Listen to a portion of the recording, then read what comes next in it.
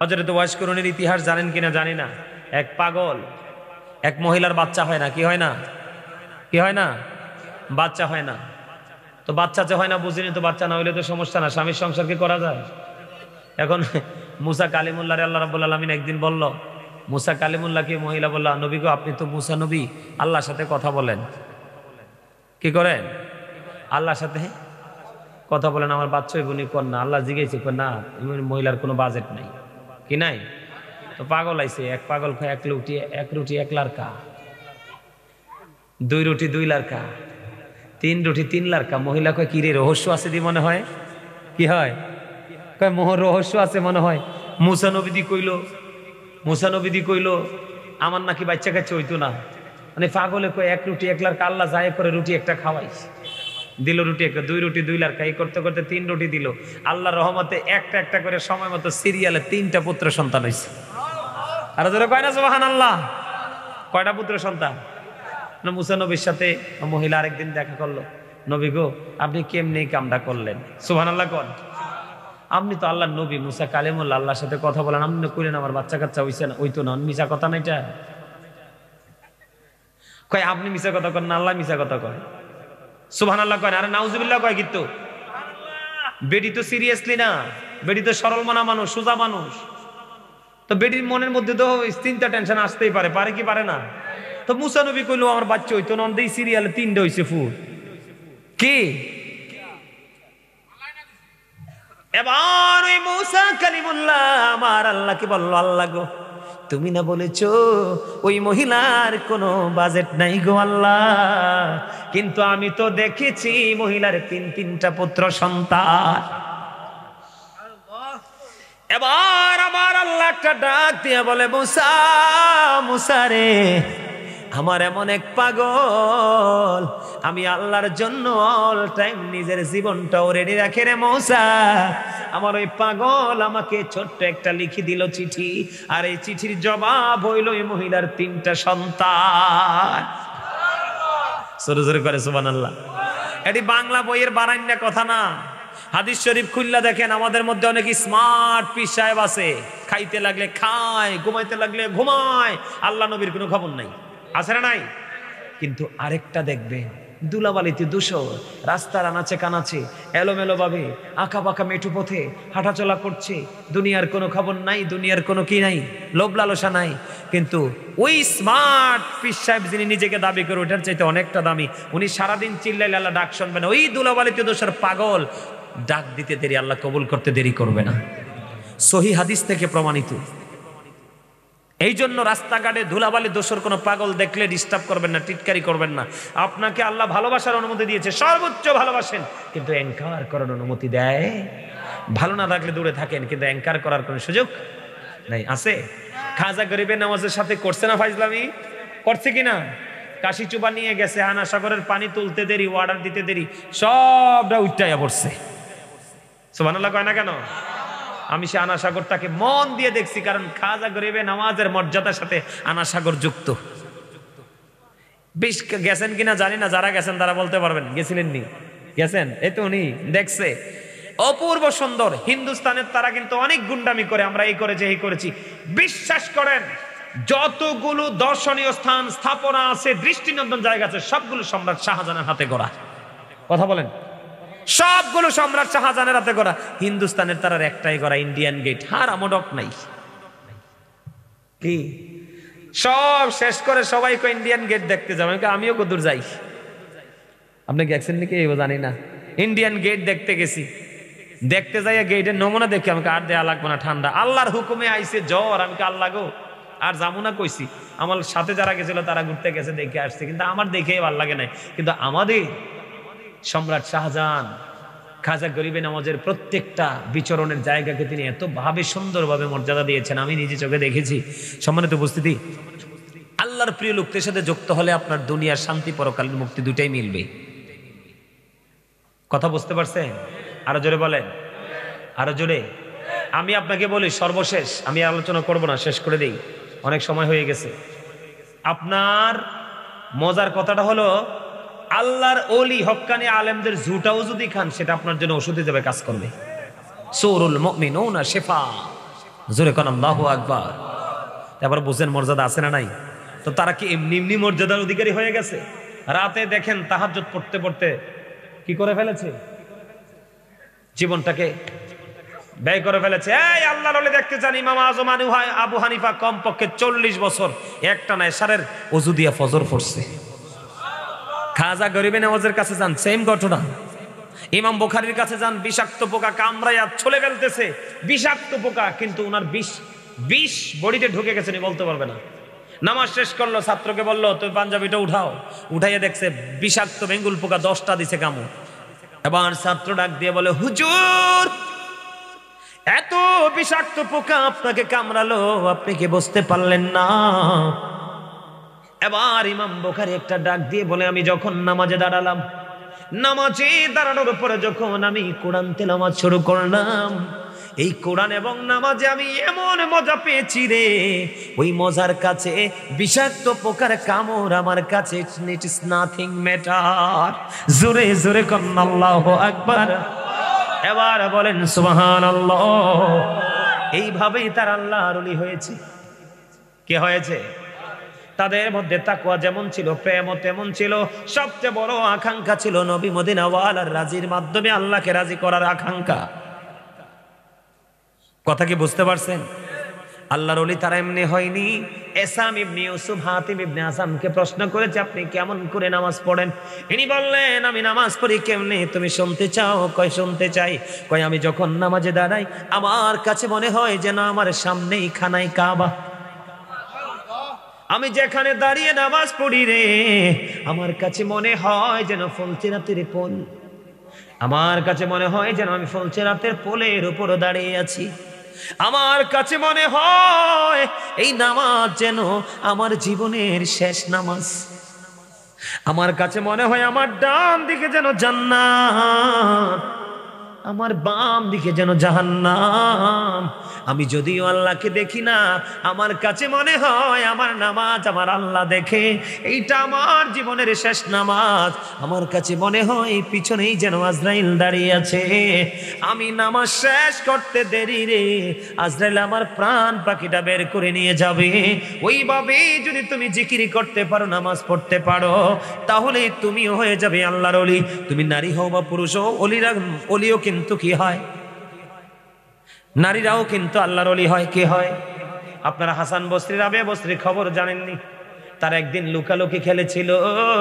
রাবেয়া বসরি কোথায় লুকাইছে হাসান বসরি বলতে পারে না, আর হাসান বসরি কোথায় লুকাইছে রাবেয়া বসরি ইনশিওর করে বলে দিয়েছে। তাহলে ওলি মহিলারা হতে পারে কি পারে না? কথা বলেন না কেন? পারে না? আপনার মধ্যে মানসিকতা চেঞ্জ করেন, ইবাদতের ধারা স্টাইল চেঞ্জ করেন, ওঠো দেখবেন আপনার মধ্যে পরিবর্তন চলে আসবে। ঠিক না? ঠিক। এরপরে কি আসবে? আছে তো, আমি তো জানি। উনি আপনারা বলেন না কেন? দূর মুরব্বী মানুষ, আমি তো ভাবছি উনি মেহমান বসায় রেখে দিচ্ছেন। না না, আমি বইয়ে খাই, আমি সম্মানিত উপস্থিতি, অনেক আলোচনা হয়েছে, অনেক লম্বা সময়। ওরে বাপরে, বলতেও পারবো না সময় কোন দিক দিয়ে চলে গেছে। তবে আপনাদেরকে শেষ বেলায় বলে যাই, আপনারা সফল, আপনারা সাকসেস। ত্যাগের মধ্যে প্রকৃত সুখ। যারা চলে গেছে তারা হয়তো চলে গেছে, কিন্তু আজকে যে বসেছিলেন, এই বসার মজাটা পাবেন আপনারা ধীরে ধীরে। আগামীকাল কি মনে মনে ভাববেন, আল্লাহ গো আমাকে সফল মনে হয় কেন? সারাটা রাত হুজুরা যতক্ষণ ছিল ততক্ষণ ছিলাম। এখন হয়তো বুঝবেন না, একটু খারাপ লাগতে পারে, ধীরে ধীরে বুঝবেন।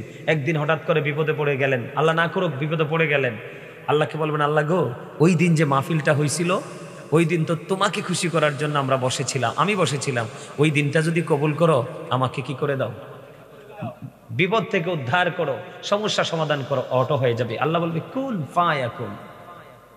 আল্লাহ কবুল করে নিক, সকল বলুন আমিন। সম্মানিত উপস্থিতি, অনেক রাত হয়েছে, অনেক লম্বা সময় আমরা আলোচনা করেছি, আপনারাও ছিলেন। আর কইতাম না, না অল্প কদূর কইছি, তার কইতাম না আরেকদিন। না না না, একদিনই কইয়া লাইলে সব দাওয়াত দ্বিতীয়বার দিতেন না। আবার আসার রাস্তা তো খোলা রাখুন লাগবো, আর চলতো না। আরেকবার দাওয়াত দিবেন, নতুন কিছু নিয়ে আবার হাজির হব।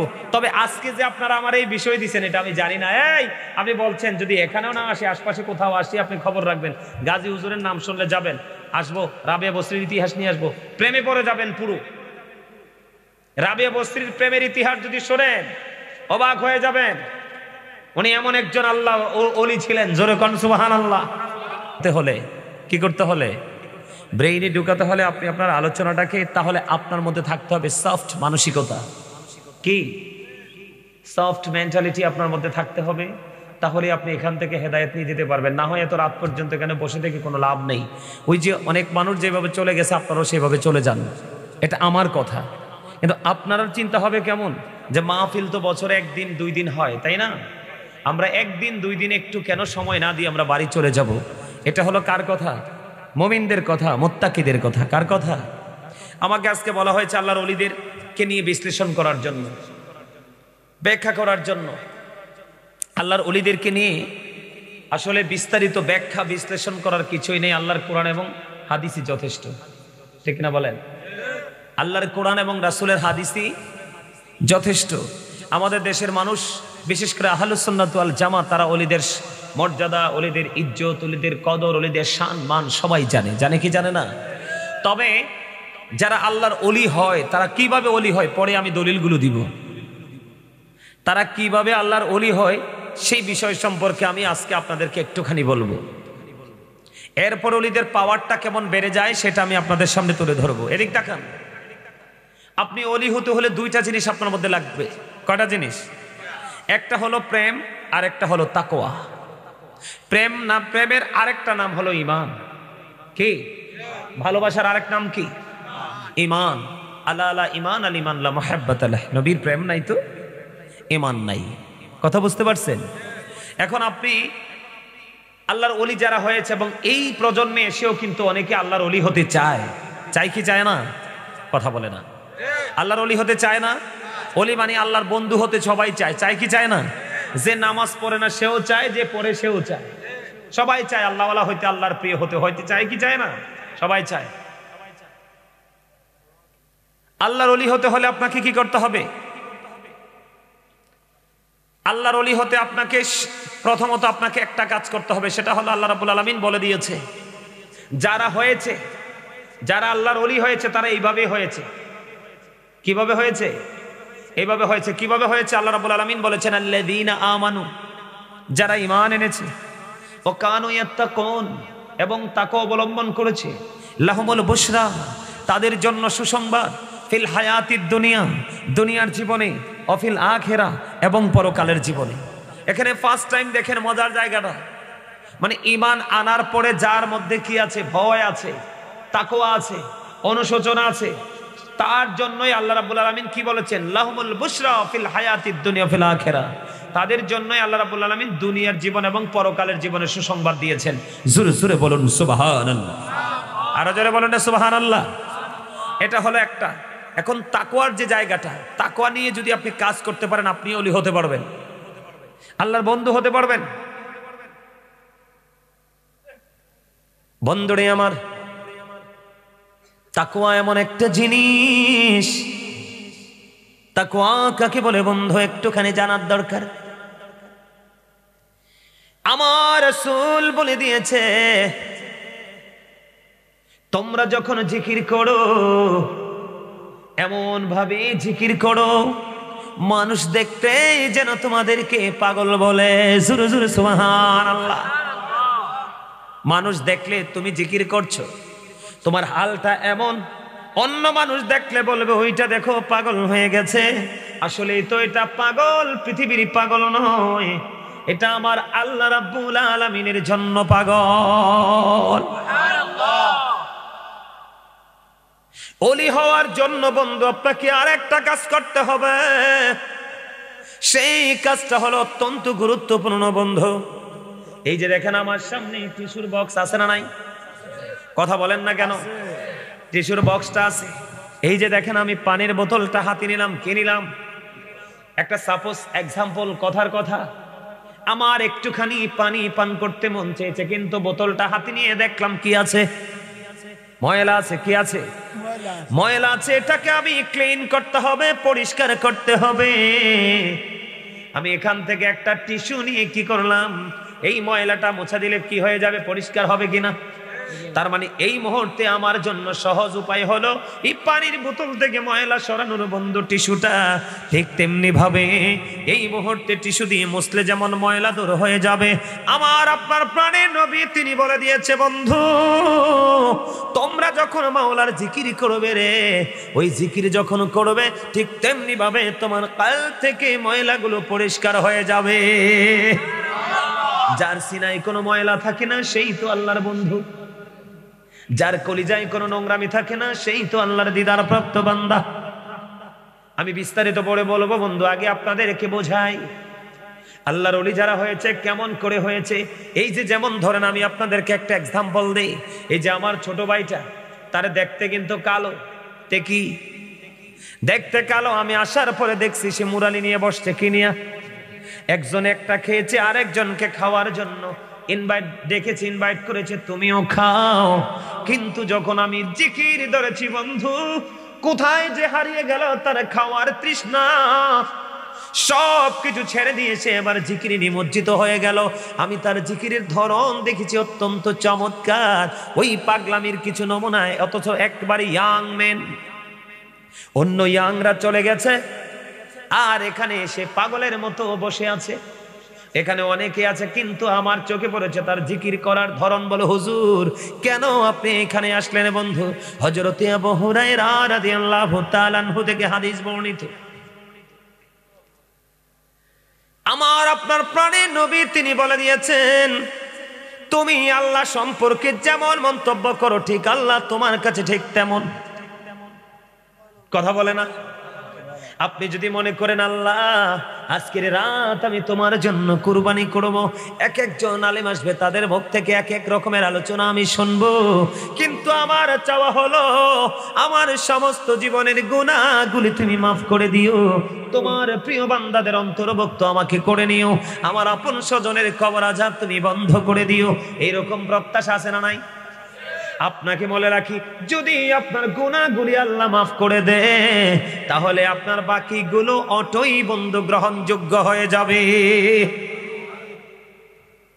আমার আপনার প্রাণের নবী তিনি আরো বলে দিয়েছে, বন্ধু হৃদয়ের জানালা খুলে শোনেন, আমার নবী এদিকে তাকান। জিকির জিকির আল্লাহর ওলি হওয়ার জন্য কি করতে হবে? আল্লাহর ওলি যারা হয়েছে তারা বেশি বেশি করে জিকির করেছে। কেমন জিকির করেছে আমি আপনাদেরকে বুঝাই বন্ধু। জিকির বললে আপনারা কি বুঝেন আমি জানি না। ও বন্ধু, জিকির শব্দের অর্থ হলো, ওয়ার্ড মিনিং হলো, জিকির হলো আরবি শব্দ, বাংলাতে এটাকে বলা হয় স্মরণ করা, ইংলিশে এটাকে বলা হয় রিমেম্বার। এখন জিকিরটা কোনটা? সুবহানাল্লাহ বলা জিকির, আলহামদুলিল্লাহ বলা জিকির, আল্লাহু আকবার বলা জিকির, লা ইলাহা ইল্লাল্লাহ বলা জিকির, কাউকে ভালো কাজের জন্য ডাকা এটাও জিকির। ও বন্ধু, কেউ মন্দ কাজ করতে দেখলে তাকে থামিয়ে দেওয়ার চেষ্টা করা এটাও জিকির। আবার আপনি নামাজে দাঁড়িয়েছেন ওটাও তো জিকির, আপনি হজে গিয়েছেন সেটাও জিকির। আল্লাহর ওলিরা এই কাজগুলো করেছে কিনা আপনাদের বিশ্বাস হয় কি হয় না? কিন্তু বন্ধু যখন আপনি জিকির করবেন, কি করবেন? আল্লাহ রাসূল বলেছে তুমি যেমন মনে করবে আল্লাহ তোমার কাছে ঠিক তেমনই হবে। মজার বিষয় হলো বন্ধু, আমার দিকে তাকান, আপনি আল্লাহর ওলি হইতে পারবেন কেমন করে? আল্লাহর ওলি হওয়ার জন্য কি কন্ডিশনে আমল করতে হবে?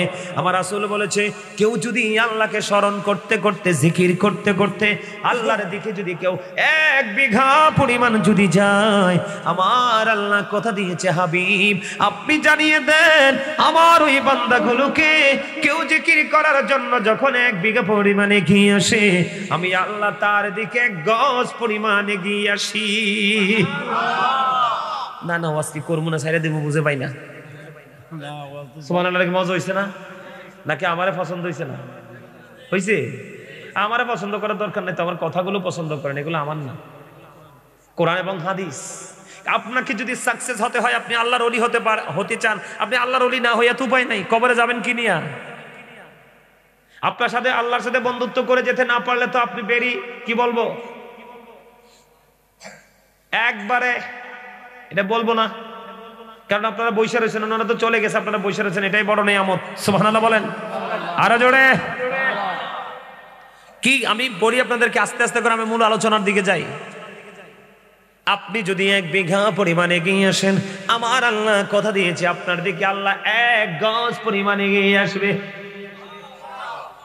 হুজুর আমার নবীজি আরো বলে দিয়েছে, বন্ধু এই বড়রা খাটলা গ্রামের আমার ভাই, আমার বাবা, আমার মা, আমার বোনদেরকে বলবো, বন্ধু হৃদয় খুলে শোনো, দুনিয়া নিয়ে পাগল হয়ে আছো, সন্তান সন্ততি নিয়ে পাগল হয়ে আছো। আমার আল্লাহ কোরআন শরীফের 19 পারা সূরা শুআরার 88 নম্বর আয়াতে স্পষ্ট করে বলে দিয়েছে, ইয়াউমা লা ইয়ানফাউ মালু ওয়ালা বানুন। আমার আল্লাহ বলে দিয়েছে তোমার ধন সম্পদ সন্তান সন্ততি ওই হাসরে কোনো কাজে লাগবে না। তুমি আল্লাহ রাসূলের গোলামি ছেড়ে দিয়ে আজকেই খাটলা গ্রামের মানুষের কাজ হলো আলেমরা যতক্ষণ পর্যন্ত আসবে বিরতি নিয়ে মাহফিলে আসা। তার কারণ হলো আপনার জীবনের সময়গুলোর হিসাব আল্লাহর কাছে দিতে হবে।